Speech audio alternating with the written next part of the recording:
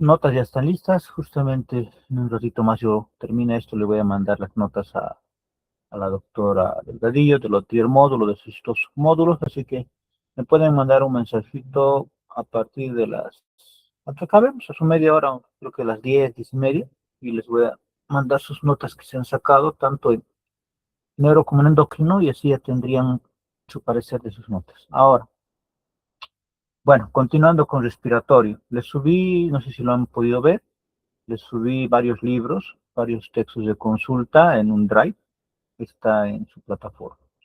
Bueno, hoy comenzamos con este tema que es Disney. Es un tema cortito para entrar al tema principal que es NAC. Pues, como ustedes bien saben, Disney como tal, vamos a primero definirlo, puesto que muchos lo hablan como si fuera un signo, otros como si fuera un síntoma, y en realidad lo más correcto sería un signo, ¿no? Porque lo podemos ver, el paciente con disnea llega y ese es paciente que lo estamos viendo respirar mal, literalmente, con esa dificultad respiratoria. Y él te comenta que es una sensación desagradable de una respiración normal. Pues por eso ha habido esa confusión, si se dan cuenta, ¿no? De entre signo, síntoma, y al final uno no sabía qué era, pero hasta el día de hoy, si leen los libros que les mandé, hay libros, autores que dicen que es un signo, otros que es un síntoma, pero al final del día es una clínica representativa de que algo está pasando en ese intercambio gaseoso, ¿no? Entre oxígeno y CO2. Pero si bien ya sabemos que puede ser un signo o un síntoma, pero también hay que no confundirlo, valga el término, con otros signos reales que también puede tener el paciente, por ejemplo, una hipernea, el aumento en la frecuencia y profundidad que pueda llegar a este paciente, que es una hipernea, una taquipnea o polipnea, que es una ventilación rápida, la platipnea, que es la disnea que empeora en posición vertical, la ortodeoxia, que es la hipoxia en posición vertical, la ortopnea, que es la dificultad de respirar en posición acostada. La fisiopatología, la respiración es la única de las funciones vitales que es regulada no solo por los centros automáticos localizados en el tronco encefálico, sino también por señales voluntarias que se inician en la corteza cerebral, de modo que los individuos tienen algún control sobre esa respiración. Ahora, hay 4 grandes causas de disnea que la van a encontrar en todos los libros, que viene a ser la respiratoria, la cardíaca, la metabólica y la histérica, ¿no? Que es más psicológica y psiquiátrica. Tomando en cuenta ello, siempre les digo, todo lo que avancemos en realidad lo vamos a tomar con un tenor particular de lo que es lo agudo, lo que es una emergencia. Es así que hoy día vamos a hablar literalmente de la presencia de disnea ante emergencias, que sería ante una ansiedad, ¿no? Todos hemos tenido un paciente con un cuadro agudo de ansiedad, por hiperventilación, por una crisis asmática, por un trauma torácico, por un edema agudo de pulmón, por una neumonía, por un neumotórax espontáneo, ¿no? Entonces todos hemos visto aquello. Lo crónico obviamente no lo vamos a tocar, porque realmente, digamos, es más patologías, más causales que van a generar aquello, así que no valdría el caso llevar las crónicas, porque no estamos, digamos, haciendo un diplomado que no sea de emergencia. Bueno, entonces las agudas, miren que hay dos orígenes que van a tener las disneas. Un origen pulmonar y un origen extrapulmonar, siendo así que el origen pulmonar, miren sus causas. Puede ser por una obstrucción de la vía aérea superior, por una aspiración de cuerpo extraño, generalmente en niños, un asma bronquial, pero más que nada sería una crisis por asma bronquial, el EPOC, pero más que el EPOC sería una exacerbación del EPOC, broncoespasmos, neumonías, neumotórax, derrames pleurales, pero ya los masivos, tromboembolismo pulmonar, un TEP desde sus inicios y hasta la disnea, una hemorragia pulmonar por algún tipo, alguna causal, traumatismos torácicos y el distrés respiratorio del adulto. Y extrapulmonarmente hablando, obviamente, edemas pulmonares causados por parte cardiogénica o no cardiogénica. La hiperventilación por ansiedad, una acidosis metabólica para tratar de compensarse por vía respiratoria y alteraciones neuromusculares que pueda llegar a tener. Dentro de ellos, si recuerdan, por ejemplo, un Eaton-Lambert, un síndrome de Guillain-Barré, ¿no? Entonces, una miastenia gravis inclusive. Entonces, hay varios síndromes neurológicos que te pueden dar alteraciones neuromusculares que toman a lo que son las intercostales.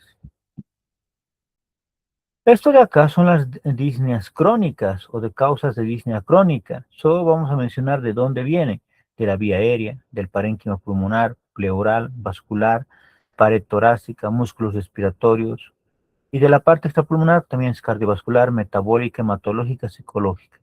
Entonces son varios, como les decía, si tocáramos los crónicos, ahí sí es un tema larguísimo, pero vamos a ver solo la parte aguda. ¿Qué hacemos ante un paciente que te llega a la guardia con disnea? Y es la verdad, ¿no? Muchas veces estos pacientes que ustedes acaban de revisar conmigo, te llega a la guardia y está con su disnea, está respirando mal, ¿no? Eso generalmente está haciendo. Entonces, tú dices, pero ahora, ¿qué tiene? Le hablas y el paciente a veces ni te responde porque sí, así. Y muchas veces cometemos el error de creer que sí es una histeria, una crisis de histeria, y al final estás en realidad ante algo que no era histeria y se te fue de la mano. Justo miren, hace debe ser unos 15 minutos antes de dar la clase de hoy día, un colega médico legalista de Argentina me manda un caso de una anestesióloga, no sé si lo han leído, que ya salió el veredicto, mira, después de casi 5 años salió el veredicto ya.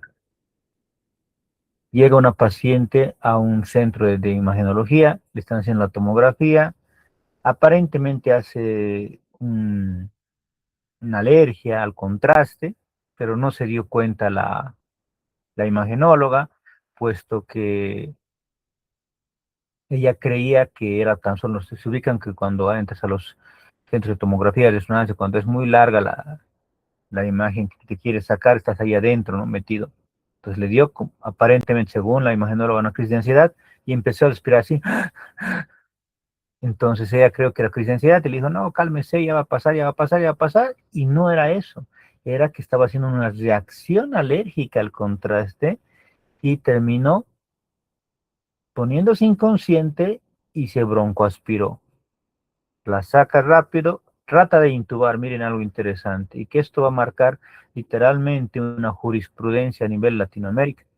Nunca antes se había sancionado a una persona, a un médico, por no saber intubar, literalmente, porque es imaginóloga, pero debería saber, y le intuba esófago, y no se da cuenta. El paciente muere, 28 años, ahora va a irse a la cárcel 10 años. Entonces, miren la interesante. Tenía una disnea, pero ella creyó de manera directa, sin haber revisado al paciente, de que su disnea era por una crisis histérica y la mantuvo dentro del equipo de tomografía y bueno, pasó eso. Entonces, cuando te llega el paciente con disnea, por lógica hay que revisarla, ¿no? Es lo peor que pueden hacer el hecho de decir, no, en realidad es psicológico, psiquiátrico, déjenla, no, revisen signos de alarma. Por lógica, su frecuencia respiratoria va a estar alta, pero lo que siempre les digo, si está menor a 8, menor o igual a 8, perdón, o mayor o igual a 24, ahí sí asústense. Por más que fuera crisis de ansiedad, pero está haciendo un intercambio tan malo entre el CO2 y el oxígeno que se le está quedando CO2.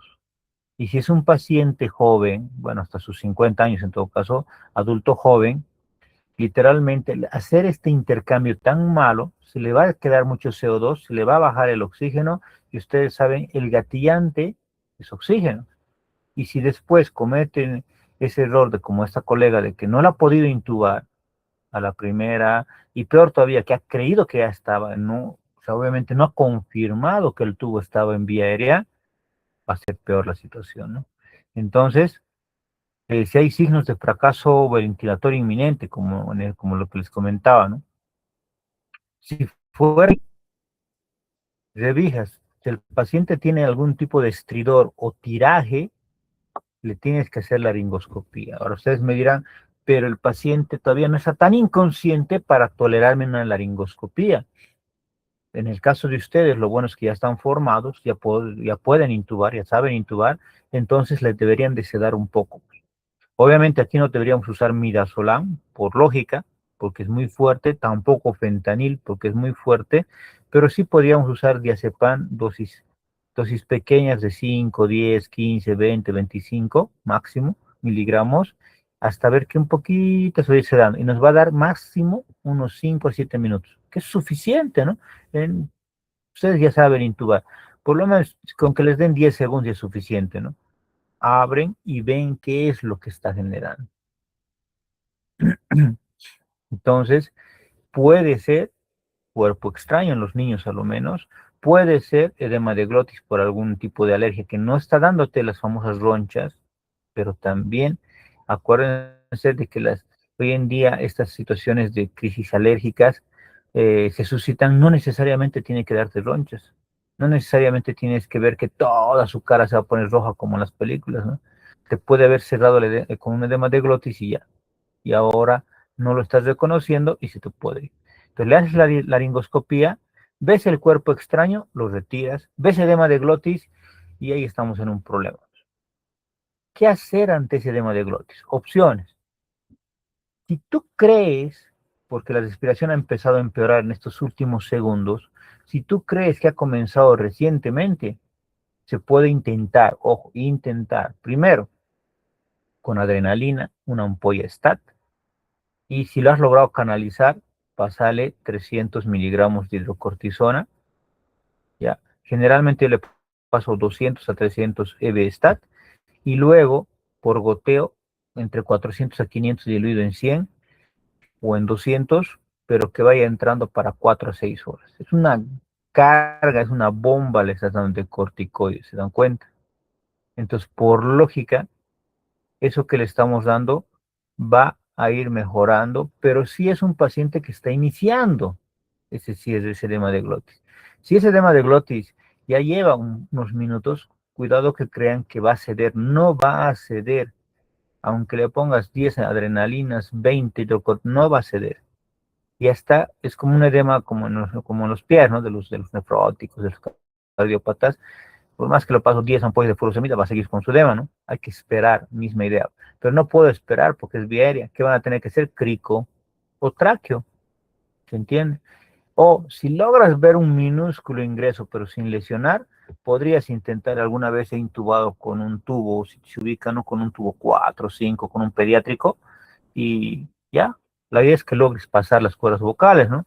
Pero les aconsejo eso si digamos, ven la oportunidad. Si no la ven, mejor no lo hagan porque también acuérdense que pueden dañar cuerdas vocales, hasta eso te pueden demandar hoy en día.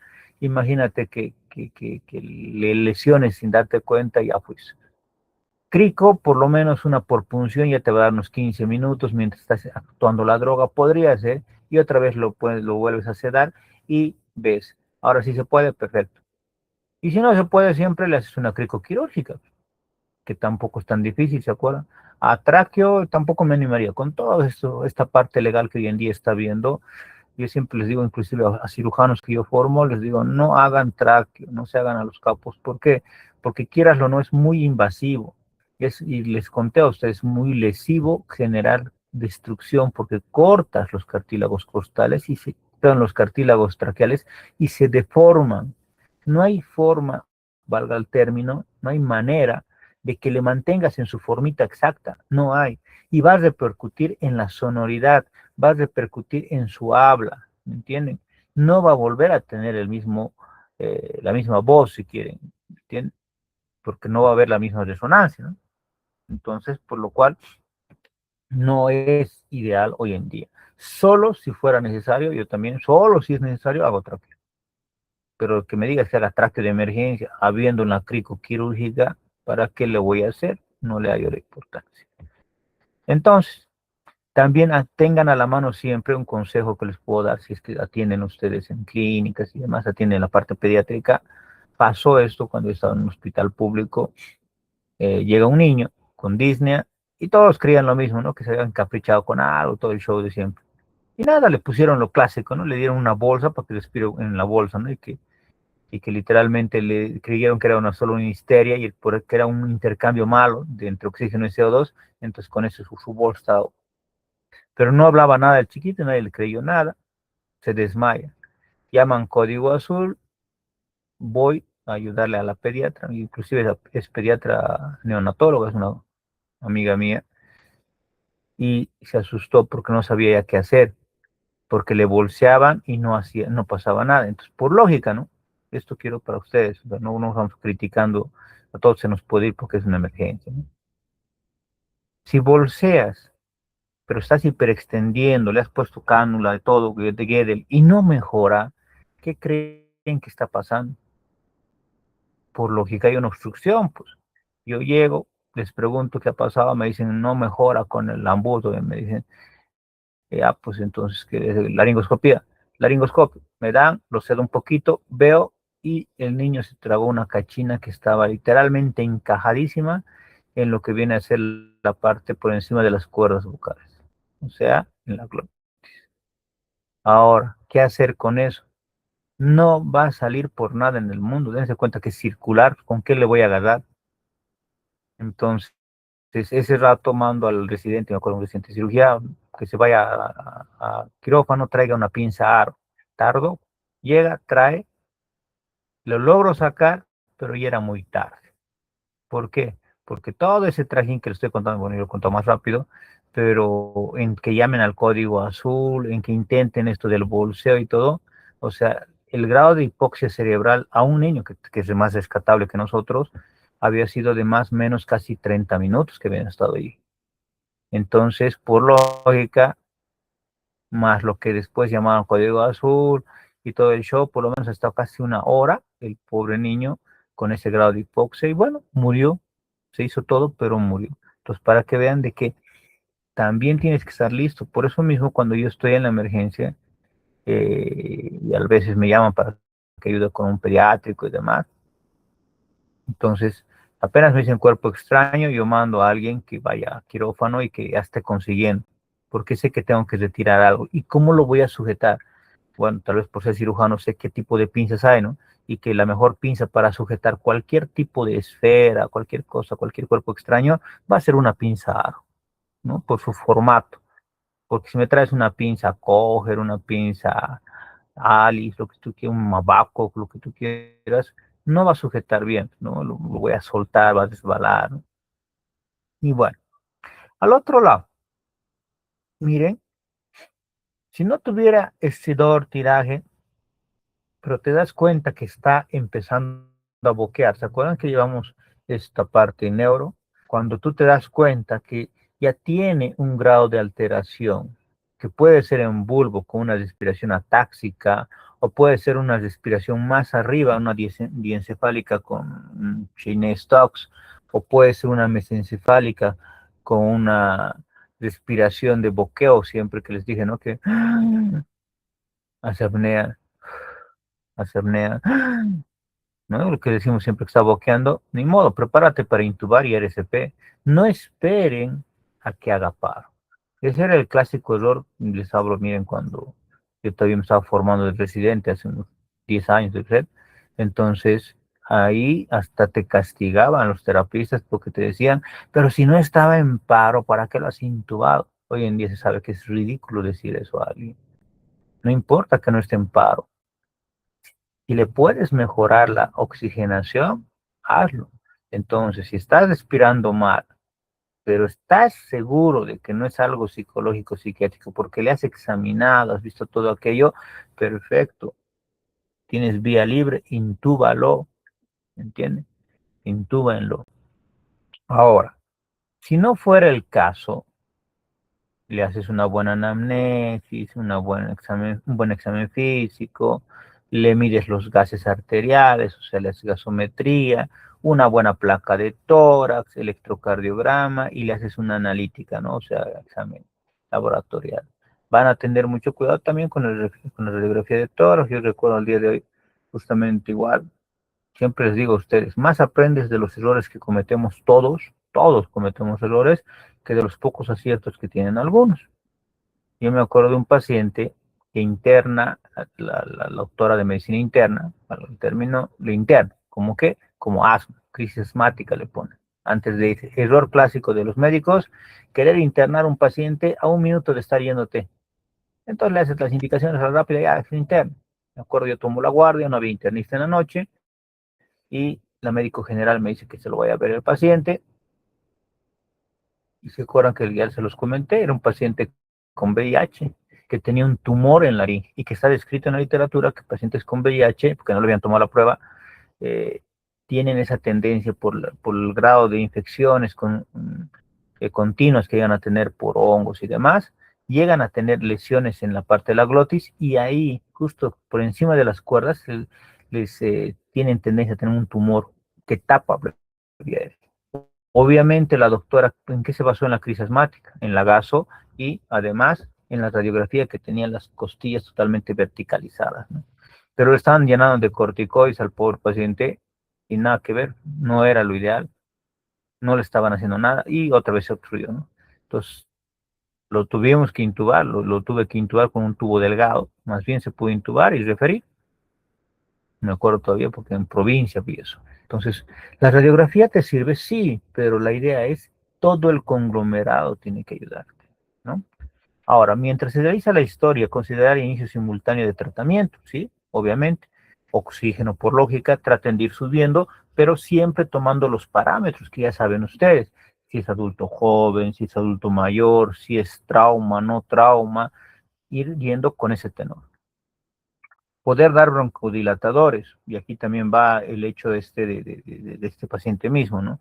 Si tú le has dado broncodilatadores y no mejora nada, como para decirte, mira, te estás equivocando porque no es una crisis asmática.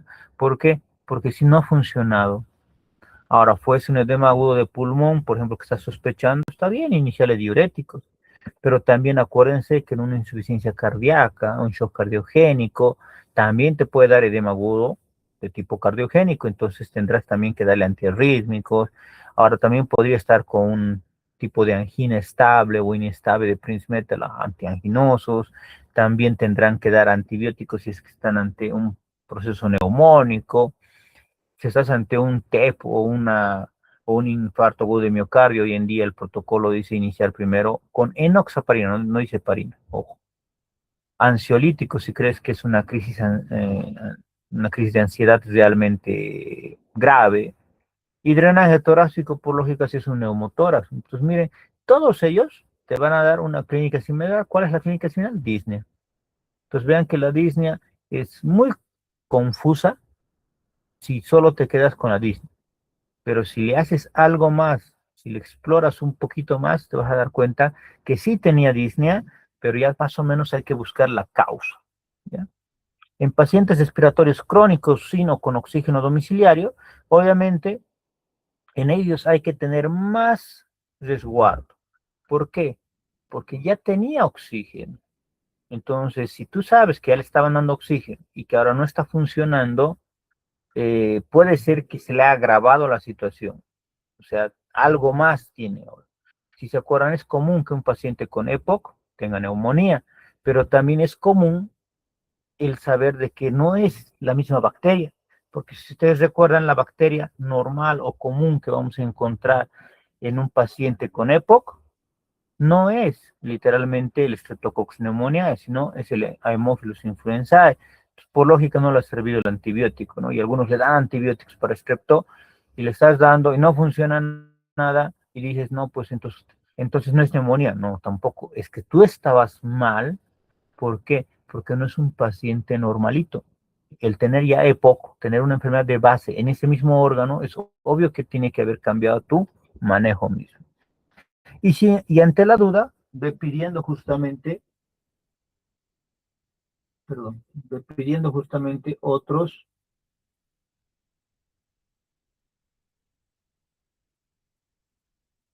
Ya,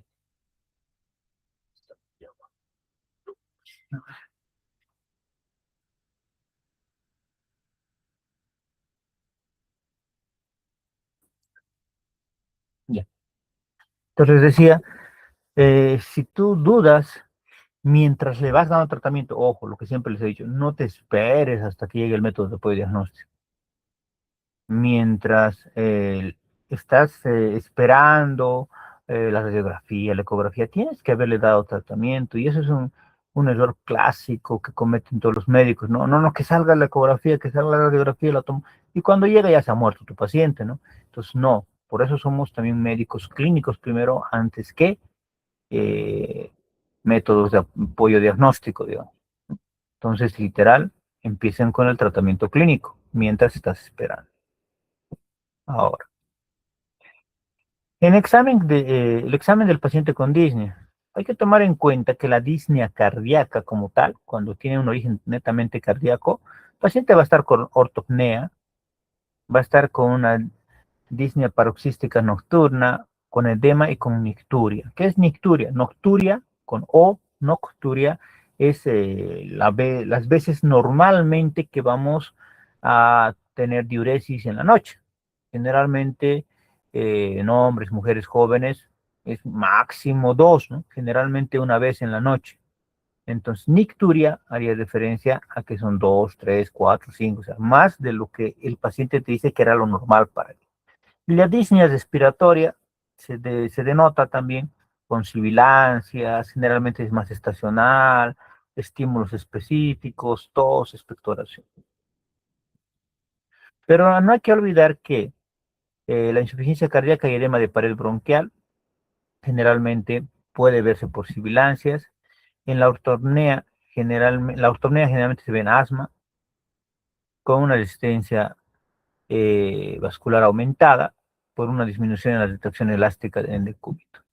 La ortopnea precoz, generalmente vista en parálisis diafragmática, y la disnea nocturna, generalmente vista en un asma exacerbado por un ERGE, por una enfermedad por reflujo gastroesofágico. Pero también existen perfiles de cada patología, perdón.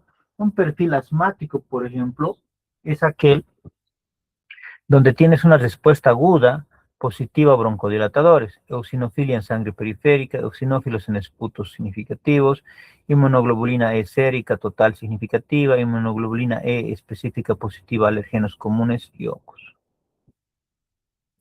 También existe un perfil neumónico, donde suelen presentarse síntomas y signos acompañantes, por ejemplo, expectoración purulenta, dolor torácico al respirar, fiebre, escalofríos, pródromos, en general de infección respiratoria. Presentes si tres o más de estas características están citadas. También hay perfil de embolia pulmonar.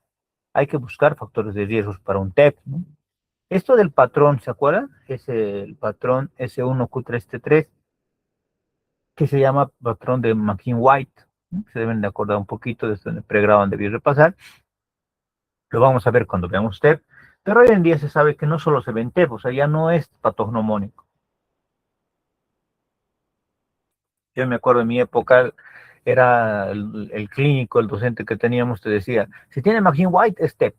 Hoy en día no solo se ven TEP. Entonces, te ayuda, pero no es patognomónico de TEP.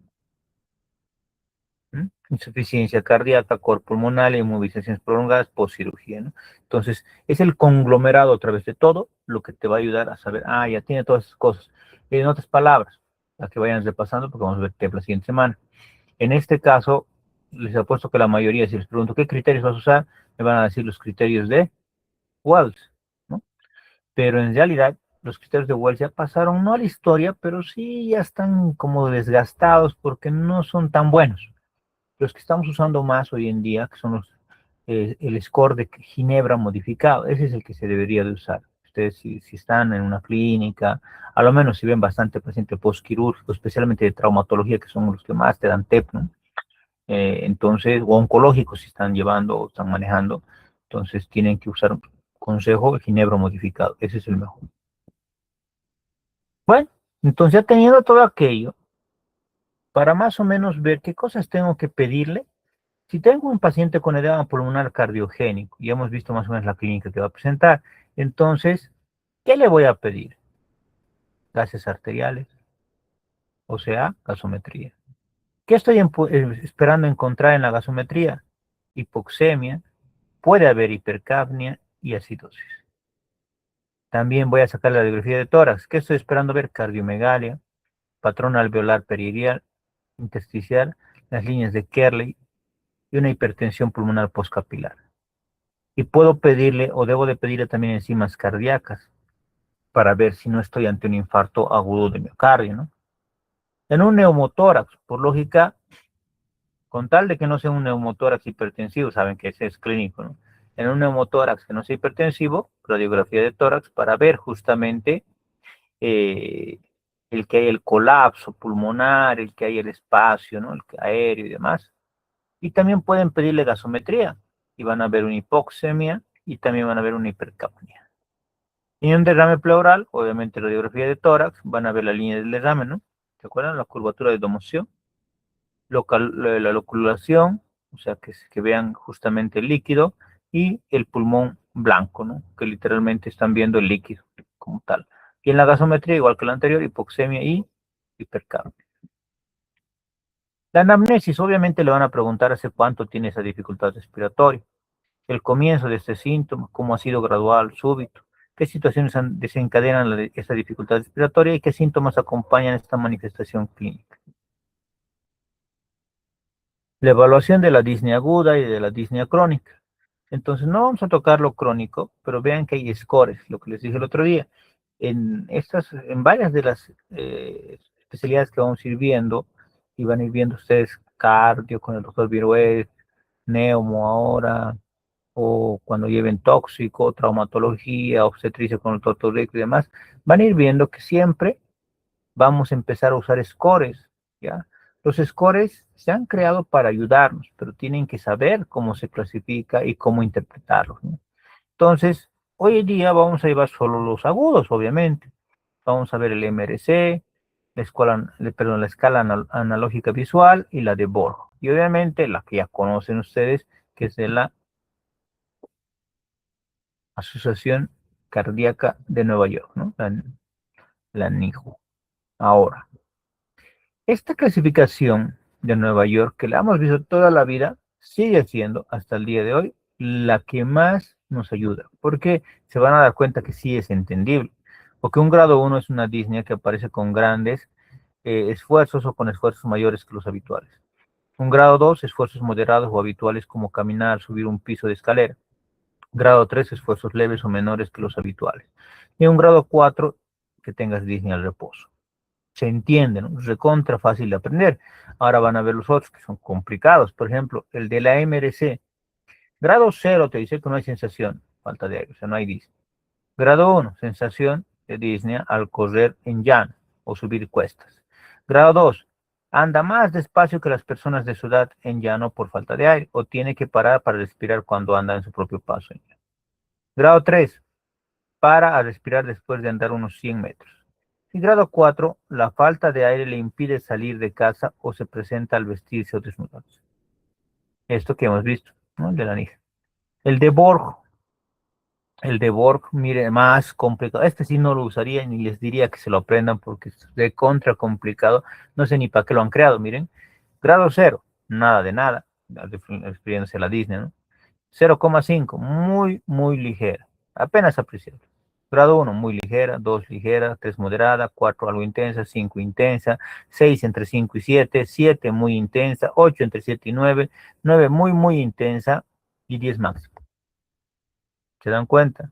Entonces, llegado el momento, me preguntan de tantos scores que ha habido para Disney, el mejor sigue siendo el de la Ninja, ¿no? Entonces, ese es el que vamos a usar. Y cuando en algún momento, en los casos igual ustedes vean que tiene algún grado de disnea, clasifíquenlo. Dentro de los diagnósticos pongan que tiene una disnea de grado clase 1, clase 2, clase 3, clase 4. Al examen físico, si ven que tiene palidez, como la disnea es solo clínica, no es una patología, entonces piensen en anemia, ¿no? Por lógica. Puede ser anemia la que está causando la disnea. Si tiene en cambio edema, distensión yugular, tiene S3, S4, o sea, el tercer y cuarto sonido cardíaco, crépitos, falla cardíaca izquierda. Si tiene fiebre, compromiso del estado general, crépitos, neumonía. Si tiene sibilancias, disnea nocturna, asma y poco. Si tiene matidez, hipoventilación pulmonar, derrame pleural, atelectasia más. Si tiene hiperresonancia, hipoventilación, neumotórax. Si tiene sibilancias localizadas, estridor, obstrucción por cuerpo extraño.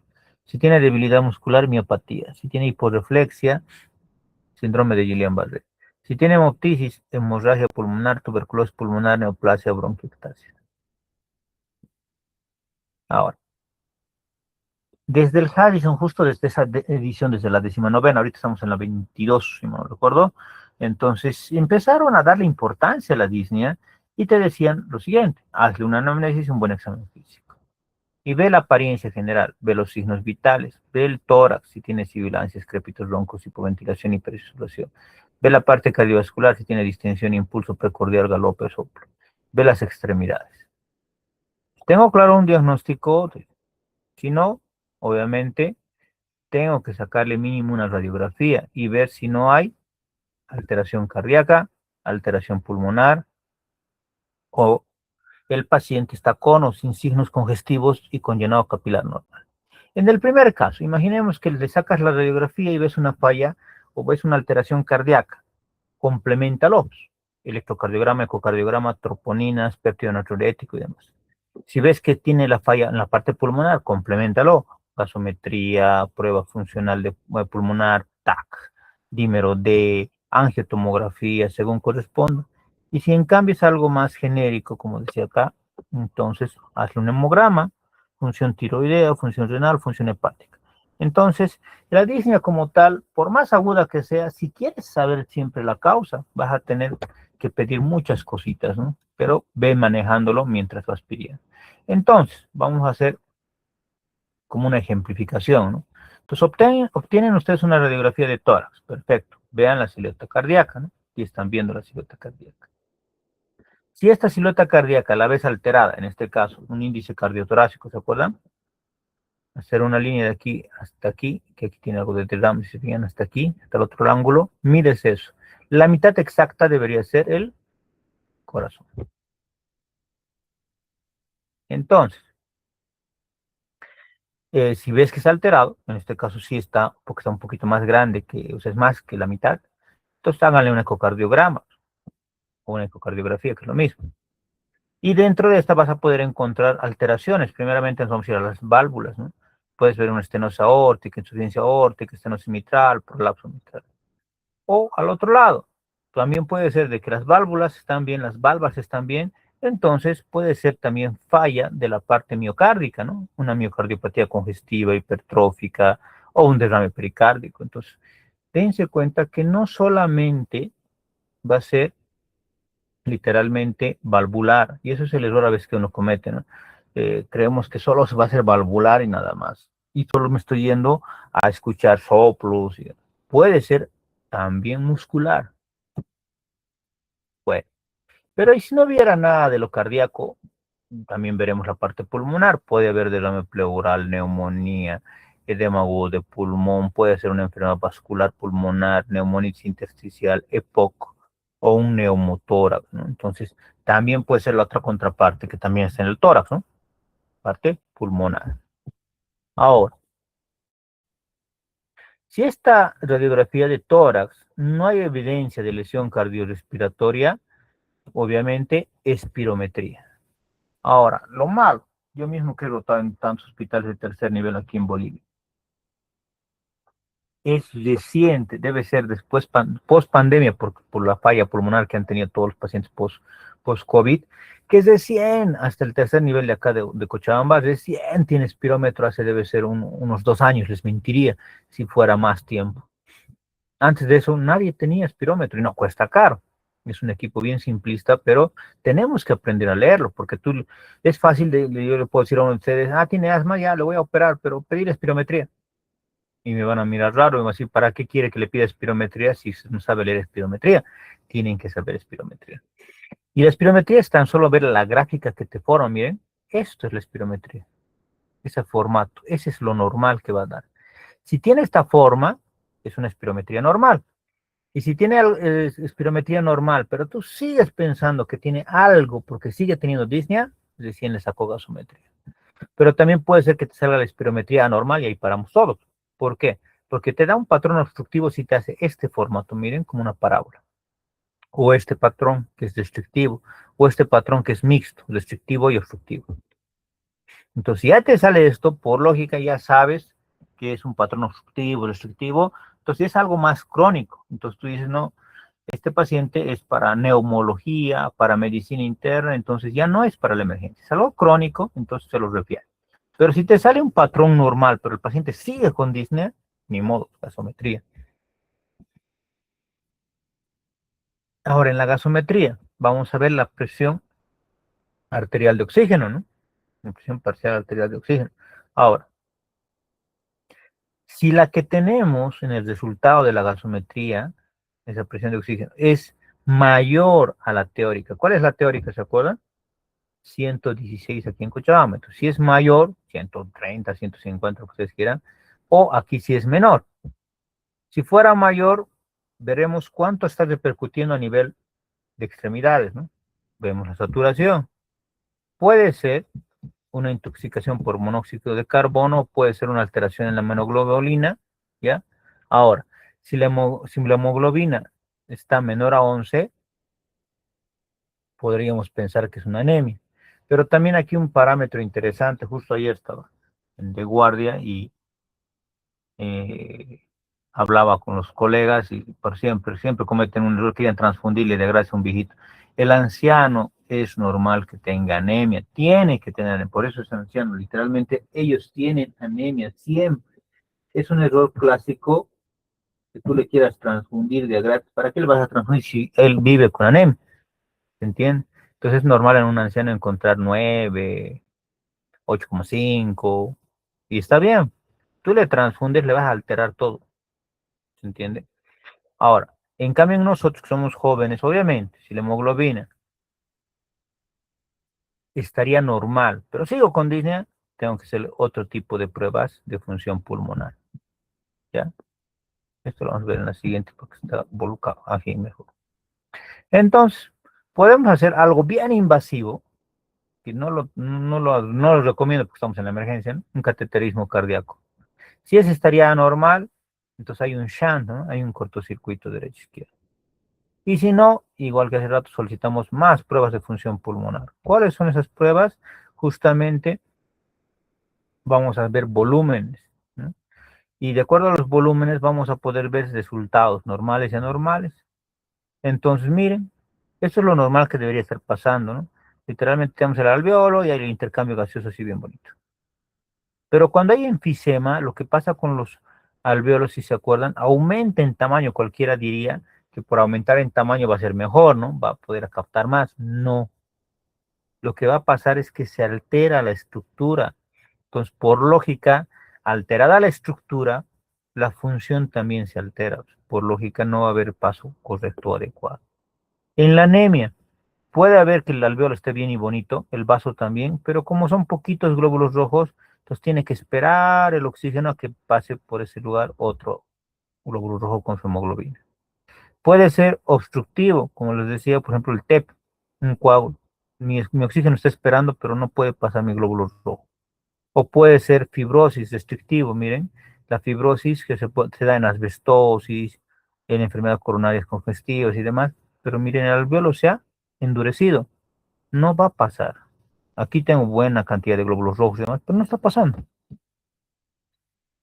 Y si los resultados fueran normales o inconclusos, bueno, le podemos hacer esto, que es, no sé si lo han debido ver, es el test de ejercicio cardiopulmonar. Literalmente le hace correr al paciente, ¿no? Como a los deportistas les hace correr y todo el tiempo está monitorizado.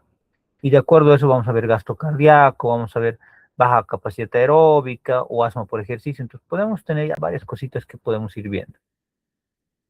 Pero y si aún así todo sale normal, pero sigue con disnea, no, es una disnea psicogénica, o sea, una histeria, una crisis de histeria. Y lo otro, pues más rebuscado y más genérico para mí, obviamente una acidosis metabólica va a generar eso, ¿no? Entonces ya puede ser que muy pésimo, pero nuestro examen desde el inicio, ¿no? Porque ya debería haberme dado cuenta, porque le han pedido gas y todo, que tenía una acidosis metabólica, deberían haberse dado cuenta que tenía una enfermedad de base aguda, una apendicitis, colecistitis, pancreatitis y demás, que le está generando, ¿no? O una enfermedad del sistema nervioso central. Entonces, vamos a llegar, miren, tanta cosa a hacerle, para al final llamar ese nombre que a mí yo siempre les digo no me agrada, idiopático. Para mí no existe esa palabra, porque tan solo si están dando cuenta es que no lo has revisado bien al paciente desde el inicio. Ya deberías de saber qué tenía, ¿sí? ¿Cuál es la causa? Y bueno, ahí acaba esta primera parte. Ahora nos vamos a ir con NAC, que es el tema importante de hoy día. Ahora vamos a ver.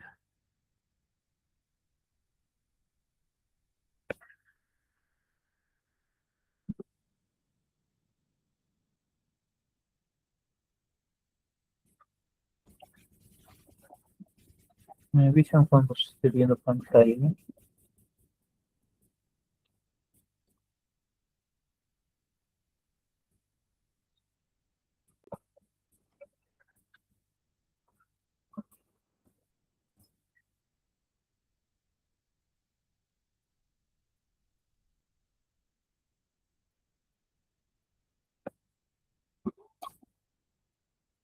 Vamos a compartir un segundo.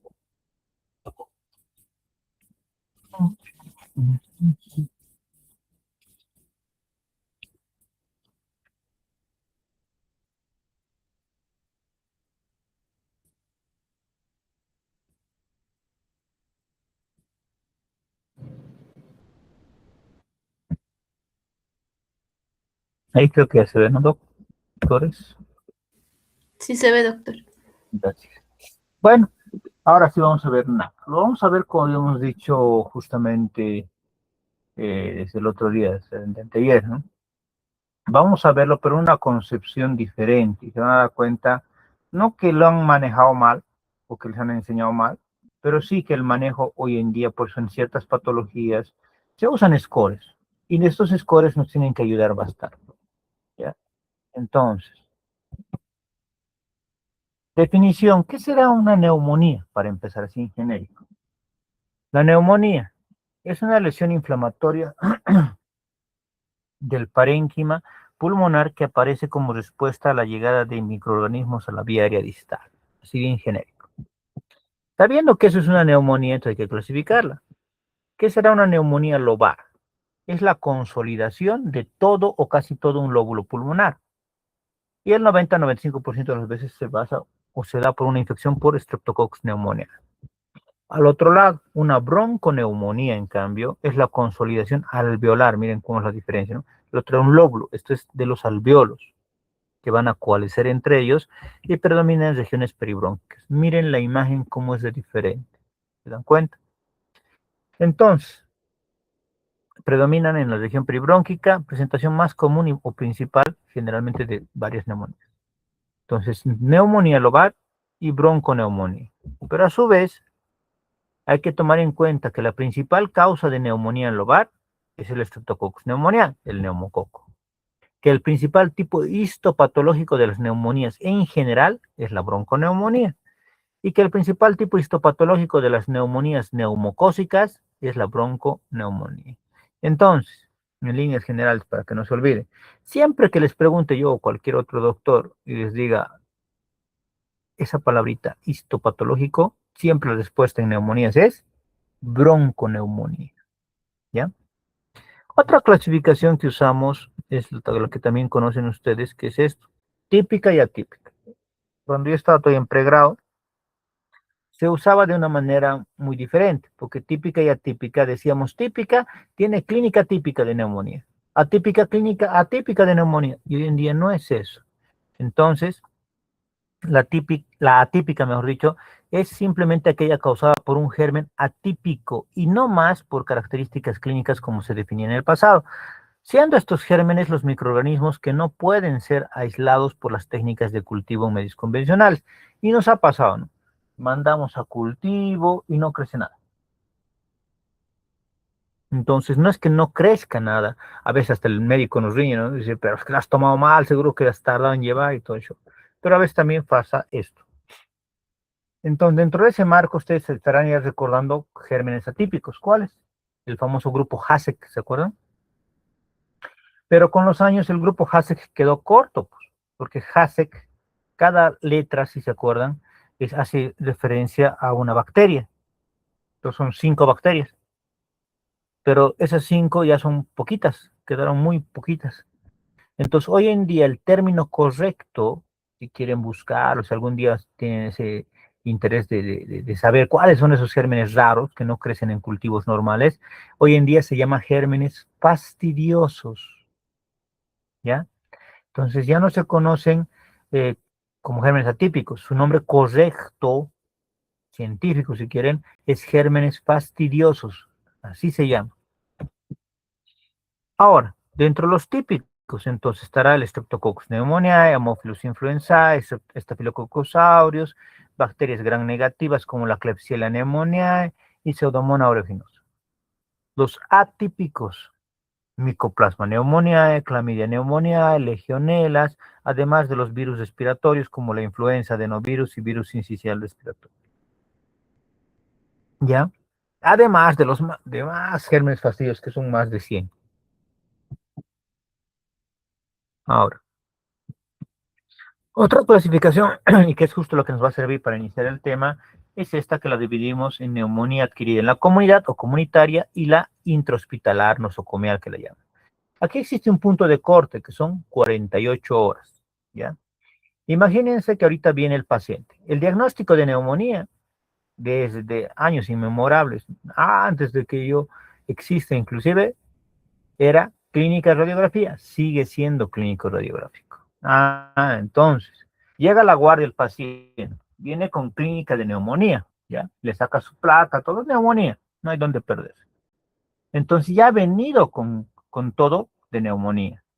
Y lo internas como NAC, o sea, es una neumonía que hay en la comunidad.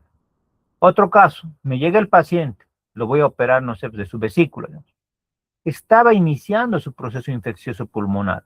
Le sacas placa, todo, ¿no? Porque lo vamos a operar.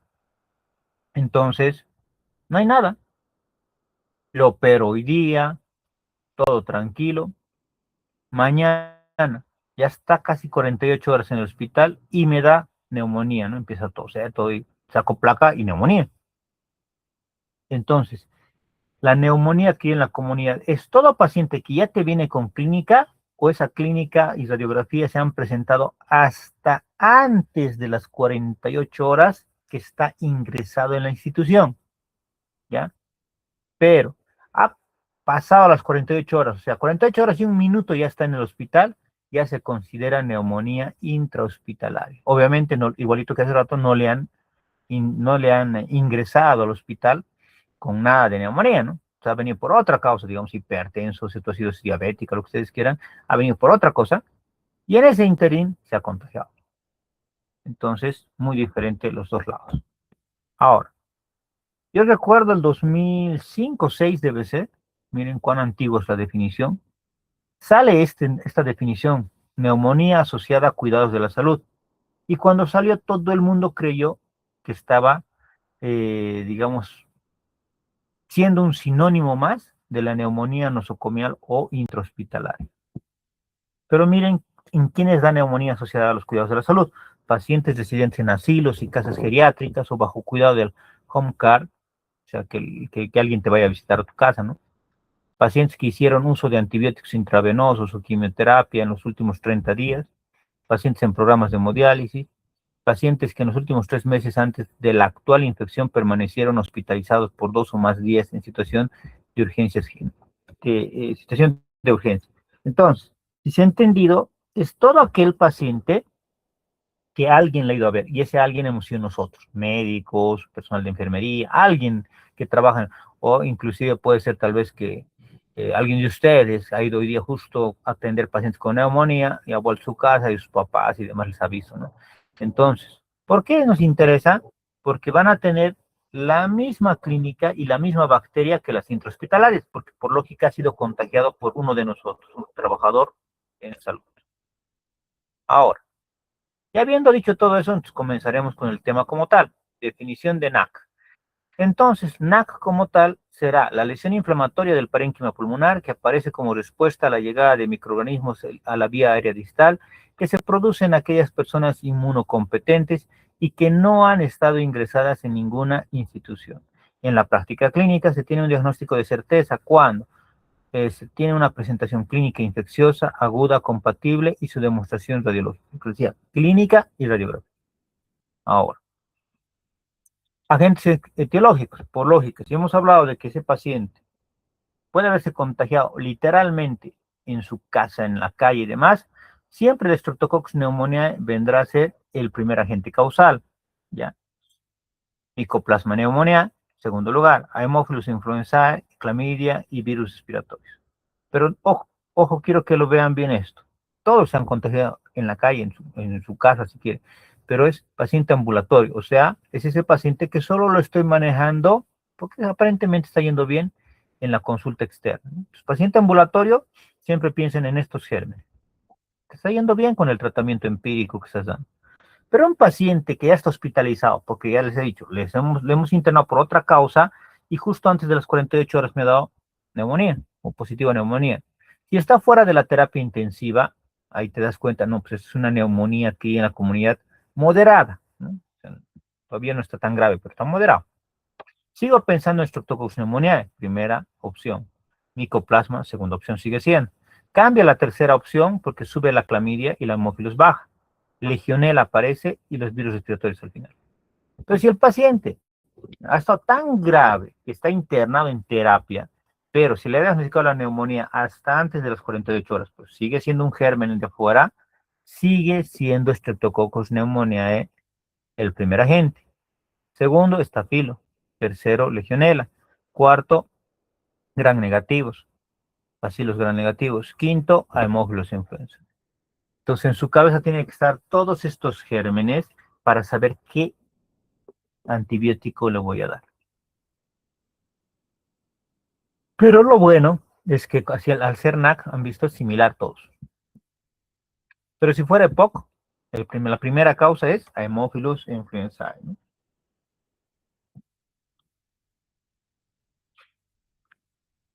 ¿Qué mecanismos de infección tiene la neumonía adquirida en la comunidad? Aspiración, inhalación y hematogénica. El primer lugar siempre va a ser broncoaspiración. No olviden que no necesariamente es el paciente que está en la emergencia que está broncoaspirar, ¿no? Pueden broncoaspirarse en su casa, un paciente que ha bebido demasiado, que se ha caído y se ha puesto inconsciente y ha tenido vómitos pequeños y ha tenido microaspiraciones, ¿no? Por inhalación, me ha tosido alguien en mi cara. Hematogénica, porque tenía una infección que se hasta una apendicitis y nadie me ha dado tratamiento. Entonces, por mil causas puede haber, pero esas son las tres vías de contagio. Entonces, la primera, famoso síndrome de Mendelssohn, así se llama la broncoaspiración. En eso sí me van a atender bien porque esto pasa todos los días y nos mete en problemas legales siempre. Yo siempre les digo, por más que yo les defiera, no confíen en nadie. Yo siempre digo eso. ¿Por qué? Por más mi amigo fuera el que me está refiriendo al paciente, ¿por qué me está refiriendo si yo sé que también él sabe manejar este paciente? Ah, algo ha pasado, ¿no? Siempre sean mal pensados. Entonces, si me lo estás refiriendo, yo siempre placa. No se contenten con lo que me han contado, sáquenle placa de tórax. Porque las más de las veces cuando te refieren pacientes es porque lo han hecho broncoaspirar. Y como no quieren meter la pata y no le quieren decir ni a la familia de que lo han broncoaspirado, te refieren. Y después se muere el paciente y te van a echar la culpa a ti, van a decir, no, pero es que ha venido aquí, nos han dicho que estaba muy bien en el otro hospital, porque aquí se ha muerto. Porque estaba broncoaspirado. Y acuérdense esto, literalmente la broncoaspiración no tiene un tratamiento. Yo veo de manera risoria a veces algunos colegas que dicen que la broncoaspiración sí tiene tratamiento. Si es micro broncoaspiración, obviamente va a tener tratamiento, ¿no? Pero una broncoaspiración masiva no va a tener. ¿Por qué? Porque es comida lo que se ha entrado dentro de los alveolos y los bronquiolos. A ver, saquen eso, sabiendo que hasta el broncoscopio flexible no llega hasta ahí adentro, ¿no? Entonces el síndrome de Mendelssohn, ojo, no es neumonía como tal, es neumonitis química. Siempre al inicio va a comenzar como neumonitis química aspirativa, ¿ya? Ahora, en lo que yo no concuerdo, siempre les digo cosas que para mí no van. Los gringos dicen de que el tratamiento antibiótico debería ser después de las 48 horas, solo si el paciente ha tenido fiebre. A ver, hagan eso en Bolivia, todos los pacientes broncoaspirados van a morir. Yo, aunque no crean lo que hago, apenas veo que se ha broncoaspirado en la placa o ausculto y se ha broncoaspirado, ese rato lo intubo. Si se acuerdan, perdón, es para que los alveolos, ¿se acuerdan lo que hacíamos en contusión pulmonar? ¿Se acuerdan lo que les enseñé?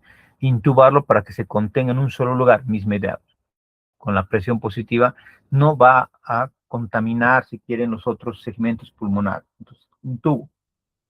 Antibióticos empíricos, yo uso los dos que más van y más penetrancia tienen hacia pulmón, ceftriaxona y levofloxacina.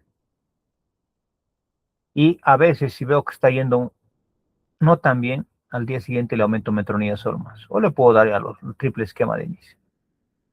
He rescatado muchos, sí, pero hay algunos que no. ¿Por qué? Porque era demasiada la broncoaspiración y muy tarde lo han traído, porque lo han manejado en 3, 4 clínicas, y bueno, pues ya no se puede hacer más nada. Entonces, este doble o triple esquema antibiótico empírico te va a funcionar, pero yo no espero 48 horas o que me dé fiebre, porque dense cuenta, es comida, es un caldo de cultivo tan grande para tantos gérmenes que prefiero, yo no me voy a arriesgar, ¿no? Y ahora, ¿y cómo saco esa comida al final del día? Ni modo, pues, los macrófagos que viven ahí lo van a ir digiriendo. Pues, ¿qué creen que le doy antibiótico de amplio espectro? Y le doy furosemida para forzar a que el líquido que está y lo que se está destruyendo es esa comida, literalmente, se vaya literalmente por diuresis. Entonces, eso es lo que yo hago, va bien, ¿ya? Lo encontré, me acuerdo, cuando yo tenía su edad de ustedes, en protocolos europeos, ¿ya? No es un protocolo estándar, si me preguntan, ¿y en qué libro dicen? No encontró en artículos. A ver, busquen el protocolo para broncoaspiración, todos dicen eso. Dicen, esperen a que te dé fiebre. Pero a ver, hagan eso, su paciente se va a morir. Porque va a ser tanta la carga bacteriana o viral que no van a saber qué hacer. Ahora, hay que recordar que el pulmón tiene 10 segmentos, ¿no? Tanto el derecho como el izquierdo. Cuando el paciente, cuando ustedes lo vean, ¿no? Un paciente que te han referido, está un paciente así recostado a 180 grados, ¿no? Perfecto. Si tu paciente está recostado a 180 grados, doctores, y te lo están refiriendo, busquen esta imagen. Es patognomónico, esta imagen. ¿Qué te está diciendo? Que es el segmento 2 el que se ha llenado por lo que estaba así echada o echado. El segmento 2 el que se ha llenado del vómito. ¿Ya? En pacientes que están así recostados y así echados se han broncoaspirado. Entonces, si el paciente fuera que estaba parado, estaba sentado y se ha broncoaspirado, esta es la imagen que van a ver. ¿Por qué? Porque el segmento 6 es el que se ha broncoaspirado. Y ustedes me dirán, pero ¿qué paciente estando parado o sentado se ha broncoaspirado? Parece raro, ¿no? Pero pasa. Los alcohólicos, los alcohólicos no controlan bien su sistema nervioso. Entonces, imagínense que está alcoholizándose y boom, quiere vomitar, no ha abierto su boca y por lógica va como rebotar y va a ir parte a vía aérea. Y lo mismo cuando está sentado. Pero no solo los alcohólicos, añosos, imagínense que ya tienen un grado de deterioro cognitivo. Y no solo los añosos y alcohólicos, también los pacientes que tienen deterioros cognitivos por otras enfermedades metabólicas, llámese diabetes mellitus. ¿Se acuerdan? Que puede tener un coma hiperosmolar, una cetosis diabética y va bajando. Una alteración hidroelectrolítica, hiper o hiponatremia. Entonces hay mil cosas que va a hacer que me apague literalmente mi cerebro por segundos. Vomito justo ese ratito y ya se ha broncoaspirado. Entonces esas dos imágenes siempre ténganlas en su cabeza, porque si tú ves esa imagen posterior a que has aceptado un paciente que te han referido o te lo han traído de otro lado, está broncoaspirado, habla con la familia. No es a la mala, no es actuar en contra del otro médico, sino que literalmente, o pregúntale por ética ya si quieren, pregúntale al médico X que te ha mandado y dile, ¿has avisado a la familia que está broncoaspirado? Porque está broncoaspirado. Entonces lo que yo hago, si no está tan crítico el paciente, apenas me lo han traído, ya le inicio medicamentos, placa. Le digo, si hay portátil donde estoy trabajando, que venga el portátil, ahorita mismo, en el acto. Le saco la placa, le muestro a la familia. Ahora, si no hay portátil, lo estabilizo rápidamente la presión y lo mando a rayos X. Solo radiografía de tórax, me lo vuelven a traer y le muestro a la familia. ¿Por qué? Porque está demostrado en todos los libros de terapia de que es un buen factor pronóstico. El que no tenga broncoaspiración, dense cuenta que va a ir bien ese paciente porque la parte pulmonar donde va a haber el intercambio gaseoso está bien. Ahora acá va a tener mil complicaciones, porque por más que lo intubes y todo el show, quieras o no, ya tiene bacterias, virus del otro hospital. No sé si alguna vez han hecho cultivo de pacientes así que no han venido por nada infeccioso, pero se han internado y se han infectado, ¿no? Entonces, el hospital es lo más contaminado y la emergencia es lo peor. No se puede limpiar, pues a cada 5 minutos entra un paciente diferente con una nueva infección, entonces súper contaminado. Condiciones predisponentes para NAC: edad avanzada, tabaquismo, EPOC, alcoholismo, diabetes, insuficiencia cardíaca, uremia crónica, infecciones virales, caída de nivel de conciencia y además, perdón, enfermedad cerebrovascular. ¿Cómo se va a presentar? En el caso más clásico, que es Streptococcus pneumoniae, es una instalación hiperaguda, te va a dar fiebre alta, escalofríos, dolor pleurítico, el famoso dolor en puntada de costado, ¿no? Examen físico varía desde estertores inspiratorios hasta un síndrome de consolidación y o derrame pleural. Laboratorialmente, leucocitosis con desvío a la izquierda o leucopenia, y en la gasometría, hipoxemia con alcalosis respiratoria. Pero, ojo, y esto siempre se acuerdan que les dije desde que nos conocíamos, cuidado que esperen que el anciano tenga todo esto y decir, ah, tiene neumonía. No, el anciano no tiene fiebre, y eso siempre se los digo, nadie me hace caso. No tiene por qué tener fiebre, por más séptico que sea, no va a darte fiebre. ¿Por qué? Porque su sistema neurológico que controla la termorregulación no funciona a partir de los 65 años, igual que el nuestro. Entonces no va a tener fiebre, pero lo que va a tener es desorientación. Pues siempre cuando viene un viejito, yo les digo, quiero que venga la familia con el que vive. Viene la esposa, el nieto, qué sé yo. Le pregunto, ¿era así tu abuelo? ¿Verdaderamente así? ¿No te respondía o respondía con balbuceando o no está hablando bien? ¿Así era? Me dice, no, hablaba bien. Ah, gracias. Entonces tiene una infección en algún lado. Hay que buscar. Entonces, es una caja de Pandora, pero hay que buscar por algún lado, ¿no? Cuando son gérmenes atípicos, entonces la instalación es subaguda, es como una virosis, dice, ¿no? Tos seca, que después se hace productiva. Laboratorialmente, apenas 20% te da leucocitosis con neutrofilia. En la radiografía torácica con infiltrado mayor que lo esperado, puede ser bronconeumónico o tipo intersticial reticular o reticulonodular. Hay un acápite bien interesante de estos agentes fastidiosos, ¿se acuerdan que les decía los atípicos?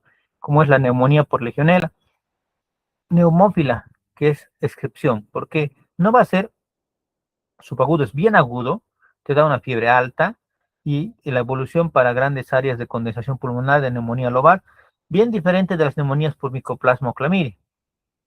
Puede cursar, y esto quiero mucho ojo, así yo también lo diagnostico, la legionela. No es que no haya por si acaso en Cochabamba legionela, hay, especialmente si te dicen que el paciente es de escasos recursos, vive en la periferia, tipo no sé, pues cerca al botadero de basuras y demás.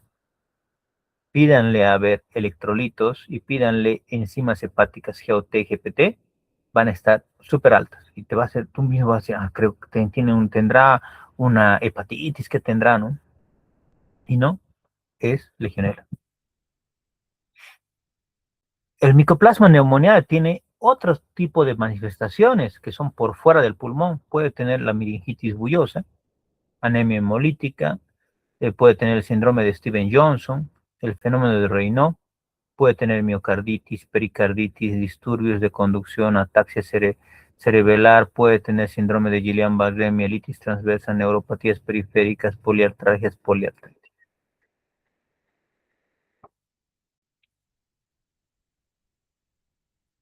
Dentro de las radiografías torácicas, esta de aquí es la que se llama neumonía del lóbulo pesado. Generalmente se da por Klebsiella pneumoniae. Su nombre correcto es neumonía de Friedlander. Generalmente da en alcohólicos y diabéticos. Si se han dado cuenta, es lo obvio, ¿no? Se ha broncoaspirado. Por eso está tomando los lóbulos superiores, ¿no? ¿Se acuerdan? El segmento 2 ha tomado primero y después se lo ha comido los cercanos, el 1 y el 3. Esto también es común verlo en Staphylococcus aureus, ¿se acuerdan? Los neumatoceles, ¿no? Después, otra placa común o patognomónica es esta, que se llama neumonía redonda o pseudotumor, que es más común en niños por Streptococcus pneumoniae. Esta otra, la necrosis parenquimatosa, no sé si se fijan, son como cavitaciones, aquí hay un nivel.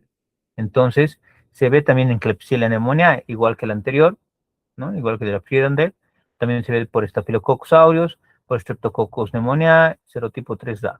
O sea, que también es una causal broncoaspiración. Segmento 6 sería. Desdame pleural, miren que por años se creía que el desdame pleural solo se veía en algún tipo de neumonía así bien específico, pero hoy en día se sabe que 25-50% de las neumonías por neumococos se dan en desdame, y hasta 55-95 en aquellas que son streptococcus pyogenes. No solo había sido la neumonía, también el piógenes. Diagnóstico, clínica, más examen físico, más radiografía. O sea, clínica, más radiografía. ¿Cómo hago una buena pesquisa? Ya tengo al paciente, ya estoy en salas, qué sé yo. Si el paciente está internado en terapia, háganle todo. Hemocultivo, cultivo de esputo, el TAU, que se llama, es que es el test antígeno urinario de Legionela, el TAU para neumococo, aspirado endotraqueal y también, si está, bueno, aspirado endotraqueal si está intubado. Si tiene falencia de tratamiento ambulatorio, se está en el ambulatorio, pero no está yendo bien, cultivo de esputo, TAU para Legionela, TAU para neumococo. Si tiene infiltrados cavitarios, hemocultivo, cultivo de esputo y cultivo fúngico y tuberculosis. Si tiene leucopenia, hemocultivo y tau para neumococo. Si tiene intoxicación alcohólica, hemocultivo, cultivo de esputo, tau para legionela, tau para neumococo. Si tiene una enfermedad hepática crónica grave, hemocultivo y tau para neumococo. Y si son pacientes ambulatoriales, no exigen rastreo microbiológico, porque el tratamiento es empírico, ¿no? Y para finalizar, mire, si tiene EPOC, cultivo de esputo. Si no tiene vaso, porque le hemos sacado, porque es trauma o ha nacido sin vaso, hemocultivo y tau para neumococo. Si ha viajado recientemente, hace 2 semanas por lo menos, tau para legionela. Hay países como Argentina, Brasil, que son más comunes la legionela. Si tiene tau para legionela positivo, háganle cultivo de legionela, en un cultivo especial, ¿no? Si tiene tau para neumococo, háganle hemocultivo y cultivo de esputo. Si tiene derrame pleural, como hoy en día ya sabemos que todo casi te da derrame pleural, hemocultivo, cultivo de esputo, tau para legionela, tau para neumococo, toracocentesis y cultivo de líquido pleural.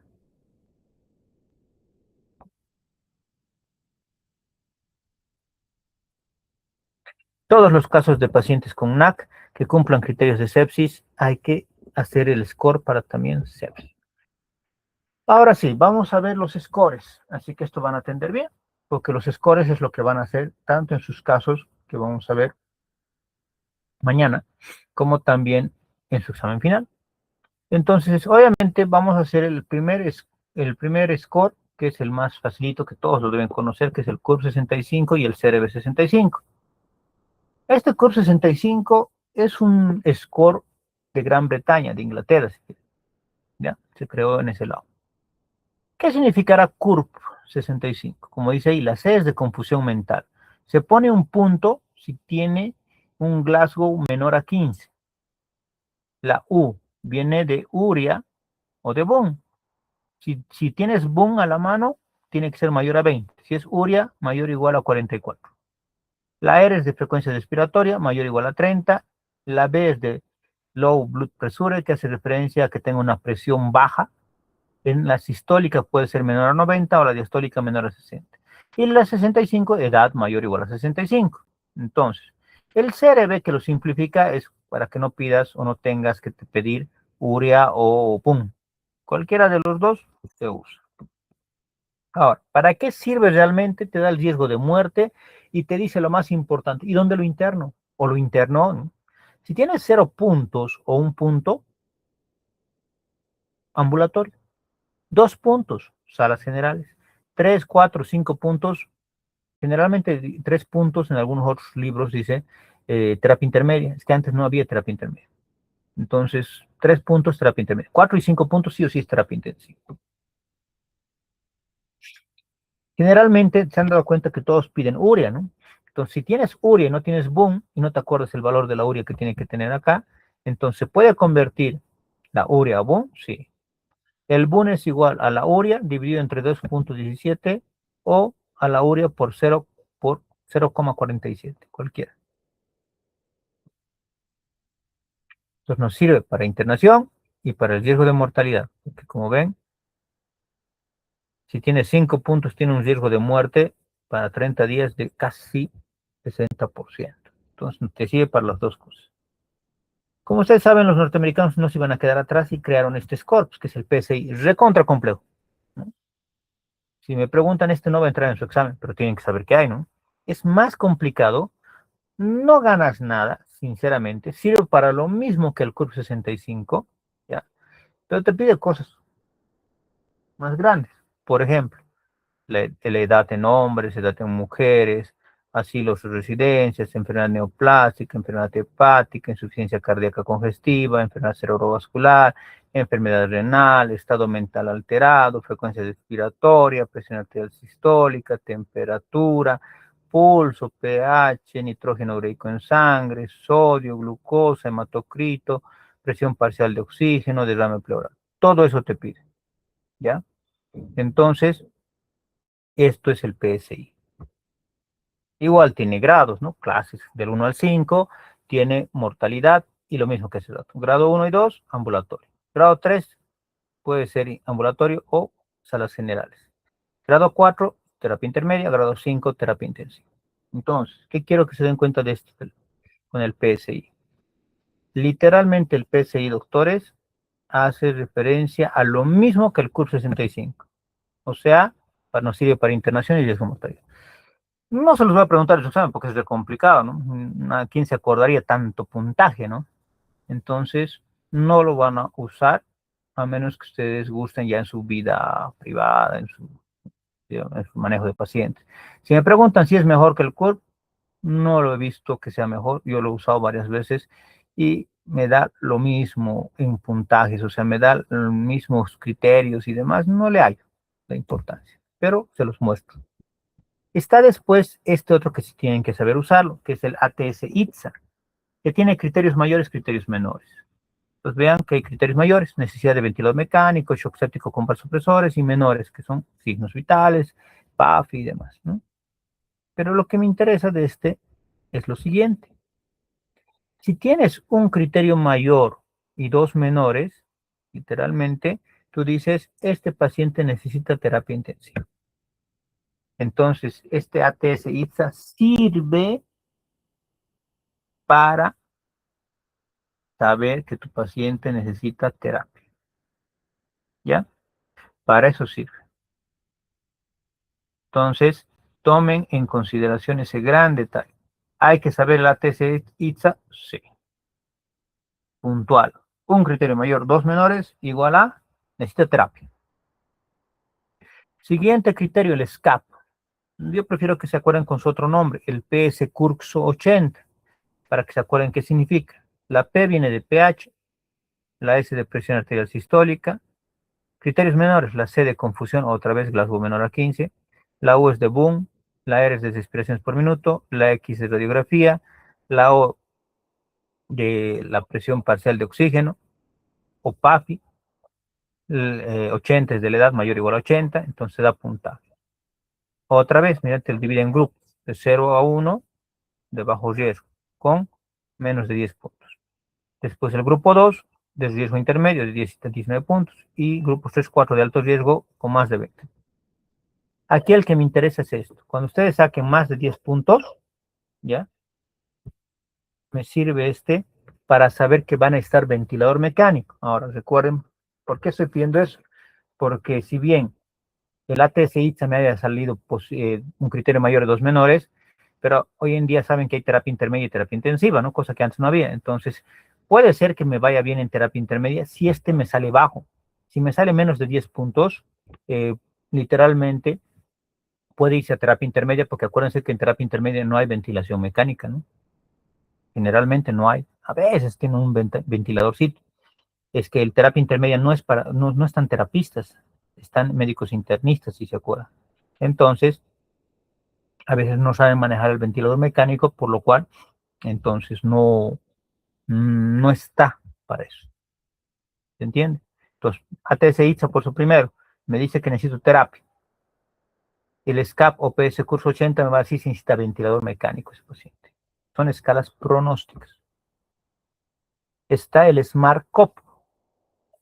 Miren, la S es de presión sistólica, la M de afección multilobar, la A de albúmina, la R de frecuencia respiratoria, la T de taquicardia, la C de confusión, otra vez Glasgow menor a 15, la O de oxigenación y la P de pH.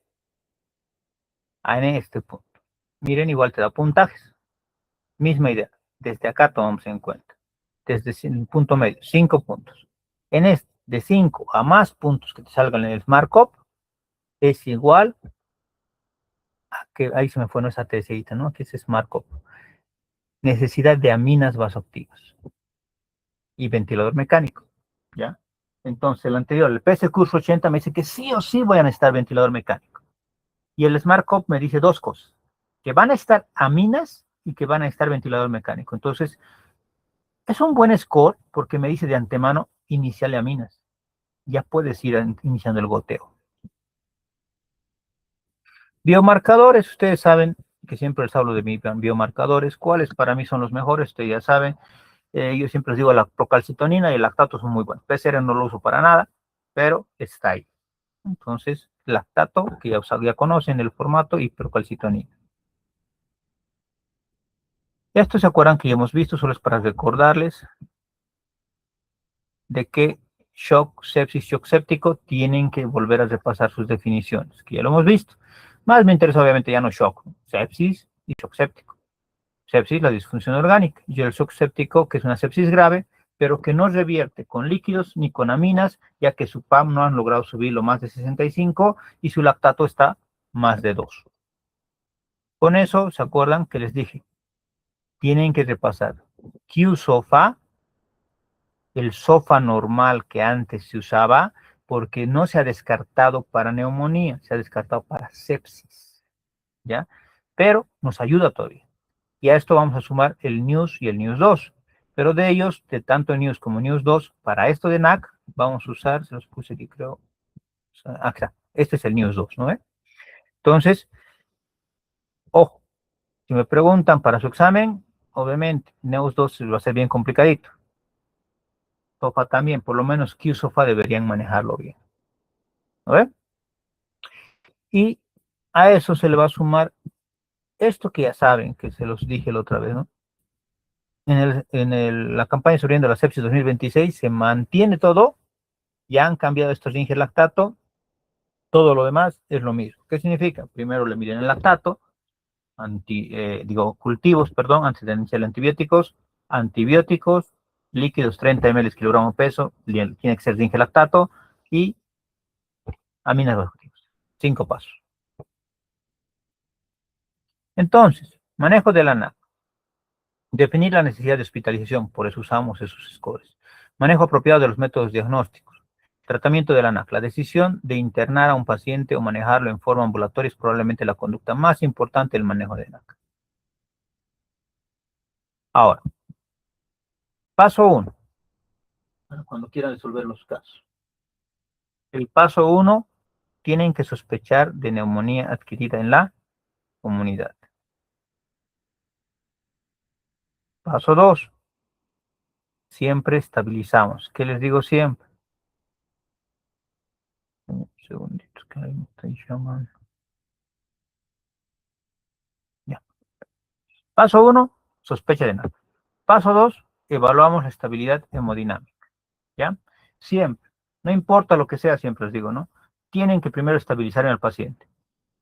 Después, paso 3, ya empleo los scores.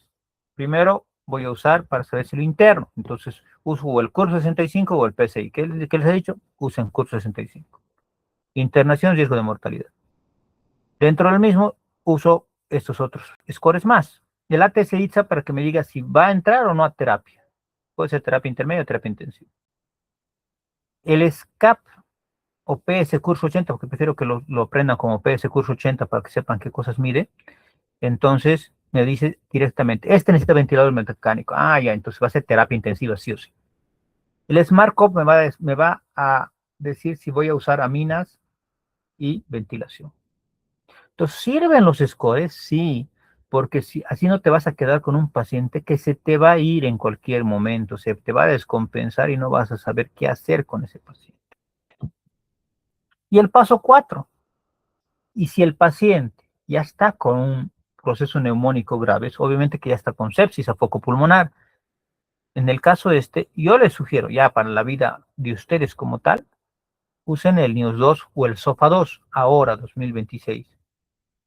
Pero para su examen, como es muy largo el SOFA 2 y el NIOS 2, van a usar el QSOFA, ¿ya? Entonces, estos, saquen el screenshot y demás, repasen basado en esto los scores. Obviamente en su examen no van a tener derecho a que vean un score, no sería ilógico. Ya tienen que saber usarlos, ¿entienden?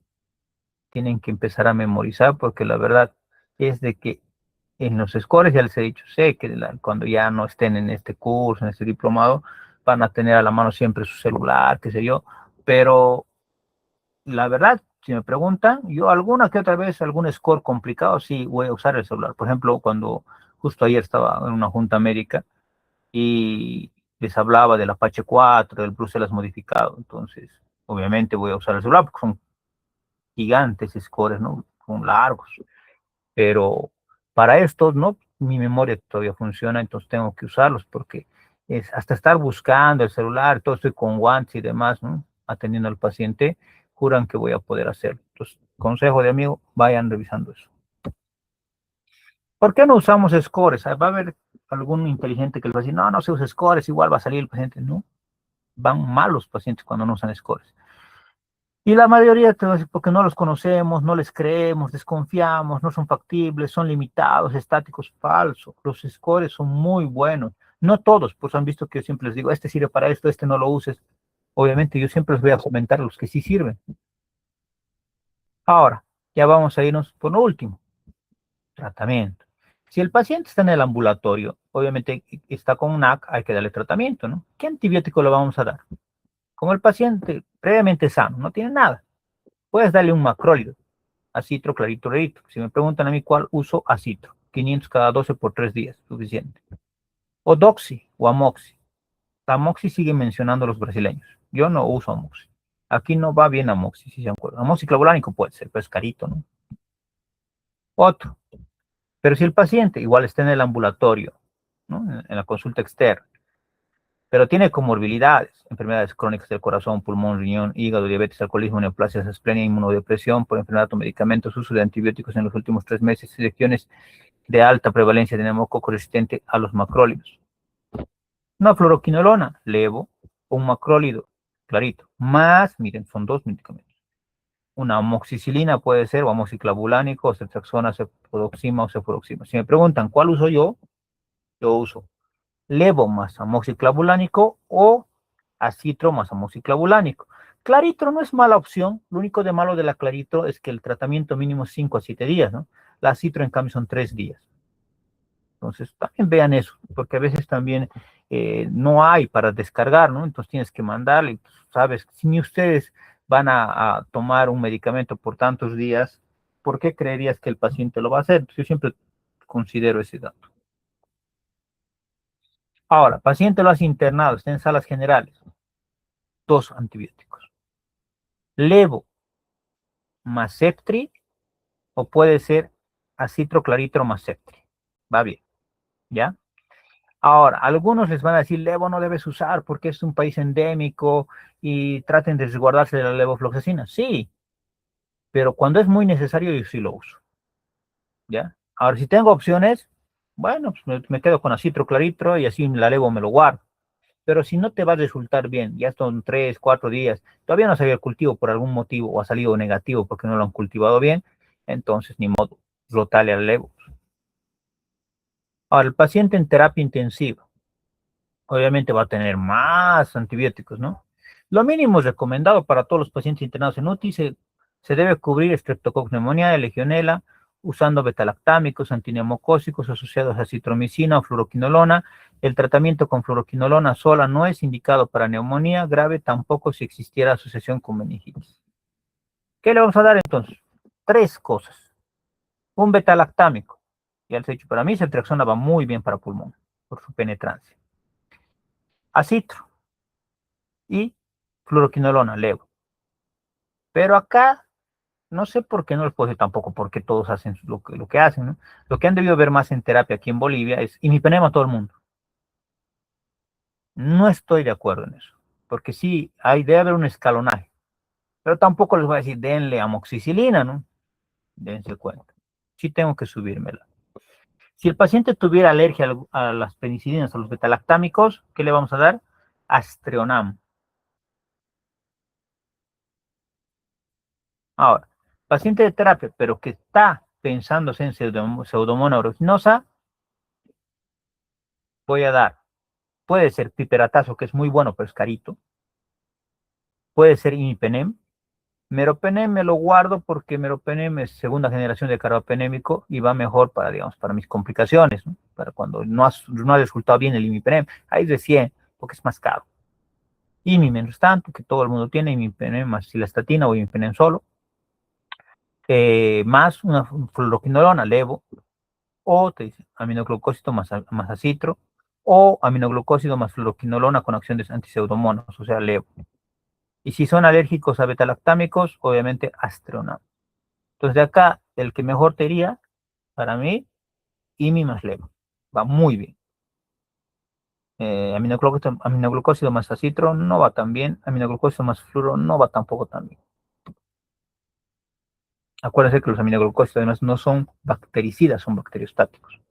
Si estás pensando en un MERSA, ¿no?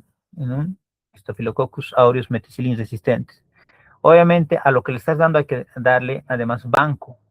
Linezolid, guárdenselo para el final, porque destruye tu hígado y tus riñones. Entonces, sí es bueno, pero para el final. Banco va bien. La mejor unión, si quieren, es IMI más banco. Va súper bien. Eso está en todos los protocolos actuales. IMI más banco. Yo siempre cuando veo MERSA, IMI banco. Inicio va perfecto. Esto si gustan, pongan un screenshot. Son los lineamientos de los gringos. No los uso, ¿ya? Pero tal vez si quieren ustedes hacer un contraste, basados en el PSI, es esto, ¿no? PSI 1, 2, 3, 4, 5. No lo uso, porque ya les digo, los gringos manejan muy diferente, ¿no? Por ejemplo, si han fijado, solo en mi área, en quirúrgicas igual, te dicen, ¿no? Que le pegas una cola y le das una monodosis de unas cefalosporinas de primera, cefalotina, cefazolina, y supuestamente va bien, el paciente vuelve a estar infectadísimo, ¿no? Entonces, no funcionamos igual que los gringos. Yo uso más literatura para parte de antibióticos, argentina, brasileña, peruana, colombiana, mexicana, de latinos, ¿no? Entonces va bien, pero cuando le haces caso netamente a gringos en la parte de antibióticos, no te va tan bien. Entonces, esto es con lo que vamos a concluir. Sépanse bien esto. Eso es lo que vamos a repasar mañana en 2 casos clínicos, que los van a subir, que sabemos cómo. Tienen que mañana garantizarme esta parte de la parte que pueda verles por cámara. Bueno, con eso terminamos, doctores, por hoy día. No sé si tienen alguna duda, pregunta, dudas. Doctora Carla, dale. Doctor, buenos días. Disculpe, ¿podemos utilizar corticoides tal vez en estos Muy buena pacientes? pregunta. Mira, en cuanto a corticoides, como alguna vez se acuerdan que les dije, vean bien para qué le estás dando. ¿Ya? En cuanto a corticoides, literalmente, el mejor corticoide para vía respiratoria, hasta que en COVID mismo lo usábamos, es dexametasona. Va bien. Estamos usando 8 miligramos cada 12 horas. Ahora, dentro del formato MARIC, ¿se acuerdan que siempre usamos de MARIC? El formato MARIC es darle, ¿se acuerdan? Tiamina, vitamina C, y entra no dexa, entra hidro. Entonces, cualquiera de los dos va bien. En cuanto a neumonías, puede ser dexa 8 cada 12 o puede ser hidro 100 cada 12 o 50 cada 8. cualquiera de los dos va muy bien. Basados, pero en este tenor, no den corticoides solos, ¿ya? Obviamente está dando antibióticos, pero no den corticoides solos. Si quieres que te mejore el proceso inflamatorio, dale con Maric, que sería darle la tiamina y darle la vitamina C. ¿Alguien más que quiera preguntar algo?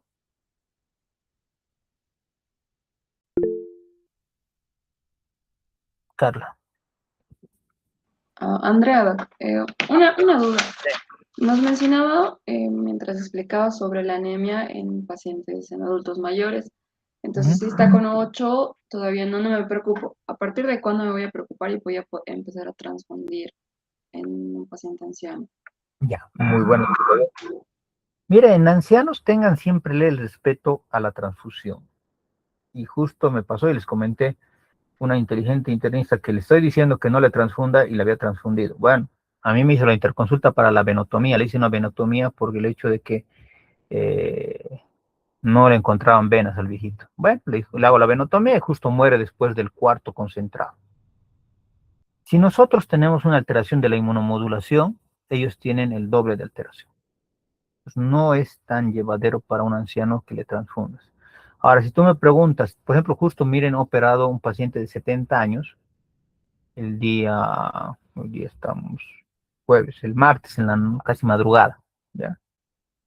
Y estaba con 9, no, perdón, miento, con 8,5 de hemoglobina. Y yo me he opuesto a que se transfunda. ¿Por qué? Porque está entrando con sepsis, porque era un sepsis a foco abdominal, y si yo, por hacerme a los capos, le transfundía, ahorita ese paciente estuviera muerto. Me he esperado, le he operado, ha sangrado creo casi 200 ml, 300 máximo. En la cirugía, ayer le he hecho un control, está con 7,9 y de 100 he pedido que se le transfunda un solo concentrado, para que suba con eso por lo menos a 8,9, 8,5. Y con eso yo estoy feliz y contento, porque eso es lo que él tiene normalmente. Entonces no busquen, como alguna vez les he dicho, no es un objetivo ante el anciano a lo menos tratar de que sea como nosotros, no le vas a poner 10 concentrados para que llegue hasta 11, ¿no? Ahora tú me preguntas bien claro, ¿cuándo transfundir? Literalmente en el anciano, vean la importancia de acuerdo a la necesidad que tenga. En el caso este, miren, estaba más bajo, pero no le he hecho transfundir. No necesitaba, no ameritaba porque estaba mejor que yo, estaba caminando y demás. Entonces no había por qué transfundir. En cambio, nosotros los jóvenes, literalmente, si se acuerdan, con 8 ya te asustas. Que uno de ustedes tenga 8, no, pues hay que transfundirte. Con 7 más me voy a asustar, ¿no? Pero en el anciano no, es normal que tenga anemia. Es parte de su formato de vida tener anemia. No forma tantos glóbulos rojos como nosotros, entonces su cuerpo está acostumbrado. Y si tú le quitas eso y lo quieres cambiar, va a haber una gran alteración. En esos entra la inmunomodulación. Entonces, en ancianos, yo si quieres, así por así, digamos, que entre por su uñero, entra por su vesícula, por su apéndice, lo que tú quieras, no le voy a transfundir a menos que me demuestres que está con menos de 8. Pero también voy a tomar el previo, ¿no? Voy a tomar, ¿y cuánto habrá tenido antes de que, justo cuando estaba entrando a quirófano? Entonces, si me demuestras que ha estado con 10, ya, pues, entonces estaba con 10 y que haya bajado a 7, son 3 puntos, es harto, entonces ahí sí le transfundiría. Pero también tomen en consideración otro gran detalle que se olvidan. Los pacientes ancianos que viven en el altiplano son poliglobúlicos, entonces ellos van a tener más alta su hemoglobina, inclusive más alta que la nuestra. Entonces a ellos tampoco le transfundiría, porque más bien en ellos el tratamiento es la sangría, ¿se acuerdan? ¿Algo más que quieran saber?